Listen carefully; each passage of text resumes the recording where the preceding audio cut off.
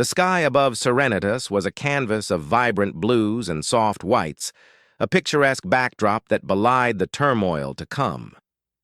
David Reynolds lay back on the grass, savoring a rare day off in a world where the line between utopia and frontier blurred. His son, Jamie, tossed a gleaming disk back and forth, his laughter filling the air, a moment of peace in a galaxy of silent tensions. "Higher, Dad! Throw it higher!" Jamie's voice, brimming with exhilaration, pierced the calm. David obliged, his wrist flicking the disk skyward. He watched Jamie's eager sprint, his heart swelling with joy. Beside him, his wife, Anna, watched their son with a warm smile, her eyes tracking his every move. "It's perfect today, isn't it?" she said, squeezing his hand. "Perfect," David agreed, though his gaze shifted to a flicker of light above, a brief, unnatural glint that didn't belong in the serene sky. Before he could ponder it further, the ground trembled. An ominous shadow swept over the park, and the air was rent by a sound more terrifying than any David had heard in his years as a pilot. "Inside now!" His command was sharp, a reflex from his military days. He seized Jamie's arm, pulling him close as they dashed toward the nearest shelter. Around them, screams and the roar of engines filled the air. A massive alien ship, bristling with weaponry, descended with lethal precision. Beams of destructive energy lanced down, carving through buildings and scattering the picnic-goers. David and Jamie dove to the ground as a beam struck meters away, the heat scorching their faces. When the barrage paused, David lifted his head, his ears ringing. The park had transformed into a charred wasteland. Many who hadn't reached shelters lay still. His heart pounded as he turned to Jamie, hoping for signs of fear rather than harm.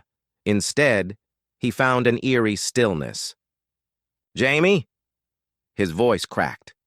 There was no response. His son lay motionless, his eyes staring vacantly at the sky that had turned their day into a nightmare. "Jamie, please," David whispered, his hands trembling as he checked for signs of life. Beside him, Anna sobbed, her cries echoing his own denial. As emergency services swarmed the site, David sat numbly beside his son, the surrounding chaos a distant roar. What had begun as a day of joy had spiraled into a tragedy for the entire colony. That evening, in the community hall, the air was thick with grief and fury. David stood before the gathered survivors, his uniform smeared with soot and blood, his voice hoarse. "We've been living a lie, thinking we were safe," he declared, his eyes scanning the room, locking with those of neighbors and friends united in loss. "The Threllians promised peace, but their radicals bring war. How many more must we bury before we act?" Murmurs of agreement swept through the crowd, the demand for action growing louder, a chorus of pain and vengeance. The colony's leaders, overwhelmed and emotional, vowed to convey their sentiments to the Planetary Council. That night, as David lay awake, haunted by the day's horrors and the silencing of Jamie's laughter, his mission became clear. He would join the task force. He would find those responsible. He would make them pay. For Jamie. For all of Serenitas. In the days following the attack, Serenitas transformed from a beacon of peaceful coexistence into a fortress bristling with defenses and frayed nerves. David, hollowed by grief yet burning with a newfound resolve, stood among the volunteers at the colony's hastily organized military complex, his old pilot's uniform replaced by the somber garb of a volunteer soldier. "We need every able-bodied person ready. This isn't just retaliation. It's survival," Colonel Harris, the task force leader, declared. His voice was steely, his gaze sweeping across the room before settling on David with a nod of grim acknowledgement. David's voice was quiet but resolute. "I'm here to ensure it never happens again. What's our first move?" Colonel Harris pointed to the holomap glowing in the dimly lit room. "Intelligence suggests the radicals are hiding in the outer sectors. We've got leads on several planets and stations they might be using as bases. We need to track them down, gather information, and strike." The ensuing training was grueling. Despite years away from active duty, David found his instincts, honed as a young pilot, razor sharp. He excelled in simulation exercises, his movements precise, his strategies clear. Yet each night, visions of the park and the chilling transformation of his son's laughter into screams haunted him. These haunting memories fueled his determination by day. "Keep focus, Reynolds," Sergeant Ellis barked during a rigorous drill. "Emotions make you sloppy," David retorted sharply. "Emotions make me determined, Sergeant. I won't let distraction take hold." As the task force's departure approached, the weight of their mission pressed heavily on David. The night before their departure, he found himself in the now quiet park where his life had shattered.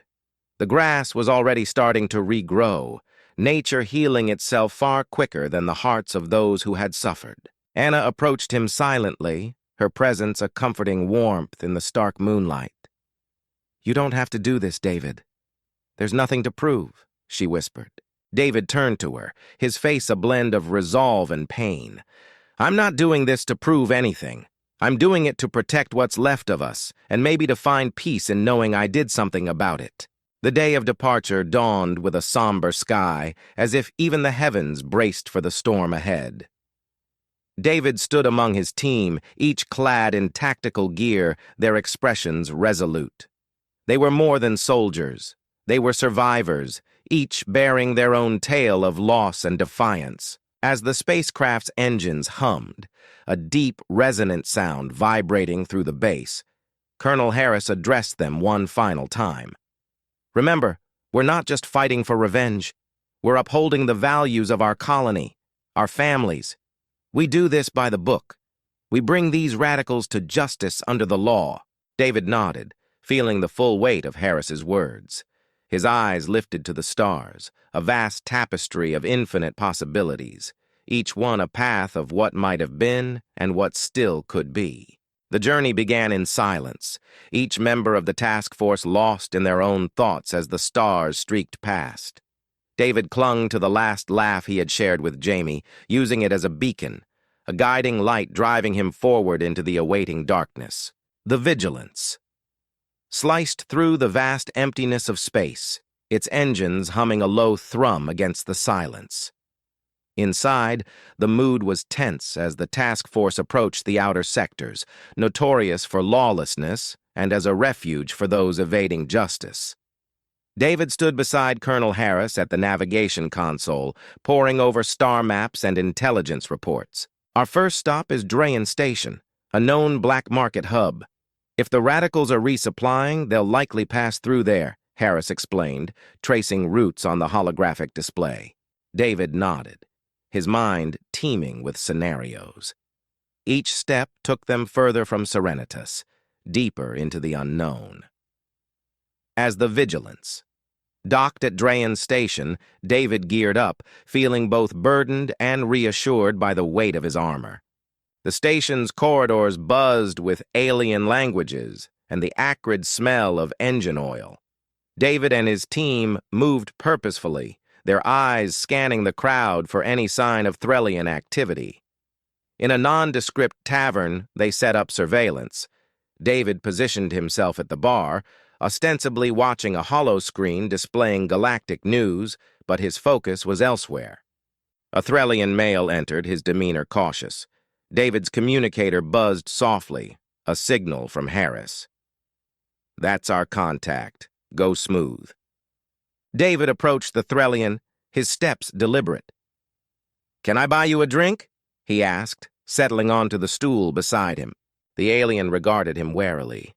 "Why would a human want to buy me a drink?" "Because I'm looking for information," David replied softly, "about some radicals causing trouble for both our kinds." Suspicion flickered in the Threlian's eyes, but curiosity prevailed.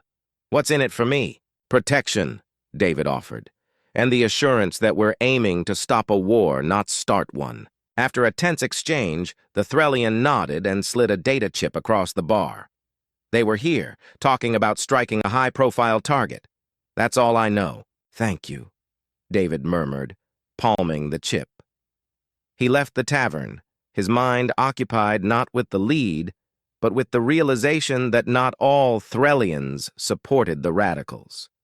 The universe wasn't as black and white as grief had painted it. Back aboard the Vigilance, the data chip revealed coordinates to a desolate moon. "Looks like this is their hideout," Harris observed, examining the intel. "Be ready for anything." The journey to the moon was fraught with tension. As they descended into its gravity well, the barren landscape of craters and shadows unfolded below. The landing was smooth, the eerie silence of the moon enveloping them as they disembarked.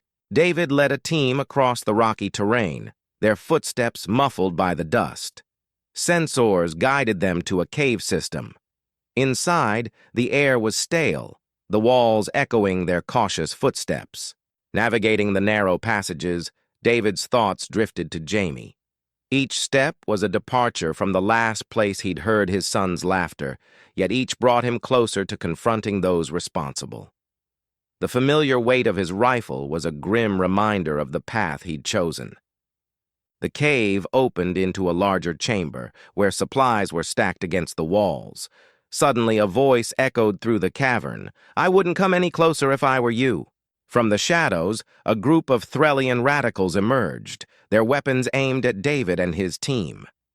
Leading them was Vale, recognizable from the briefings as their leader. David raised his hands slowly, signaling his team to stand down. "We're not here to fight. We came for you, Kren, to answer for Serenitas." Kren's laughter was cold and humorless. "You humans are predictable. You think you can march into our territory and dictate terms? We can talk here, or we can talk on Serenitas with you in chains," David countered firmly. "Your choice." The standoff stretched into tense seconds before Kren finally lowered his weapon. "We'll talk, but on my terms." As negotiations began, David felt a flicker of hope. Here, in the depths of a barren moon, perhaps the first steps toward understanding and reconciliation could be taken, if not for the galaxy, then for a father needing to believe his son's death could lead to something meaningful. In the dim light of the cave, the tension between David and Vale was palpable. Surrounded by his team, David faced the Threllian radical leader with a blend of resolve and weariness. Kren, exuding confidence yet displaying caution, seemed to weigh his options as he observed the human soldiers. "You speak of justice." "Human," Kren sneered, his voice echoing off the stark cave walls. "But what justice was there when your colonies encroached on our territories? When your diplomats dismissed our claims?" David clenched his jaw, his hands steady despite the adrenaline surging through him.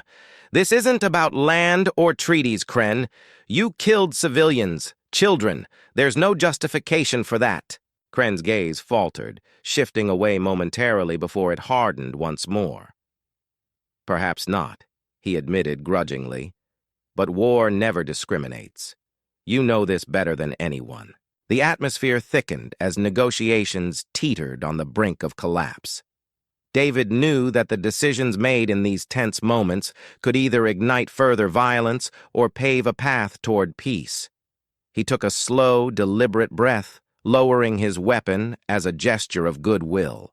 "I didn't come here to perpetuate the cycle of vengeance," David stated, his voice resonant and clear.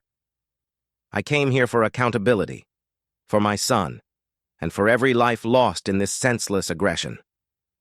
Kren regarded him for a long, tense moment, the weight of history and shared grief palpable in their locked gazes. Finally, he nodded slowly. "Then we will face your justice. On your terms." David's team cautiously lowered their weapons as Kren and his followers were taken into custody.